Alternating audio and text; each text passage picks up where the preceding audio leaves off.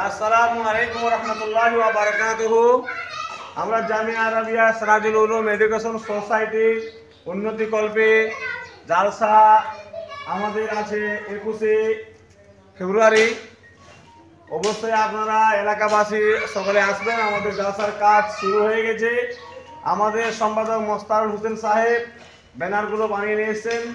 আমাদের গেট হবে main gate জালসার জন্য, একটা বেলডাঙ্গি মোড়ে, আর একটা হবে আমাদের এখানে ফুটারিগঞ্জ জুমা মসজিদের মোড়ে।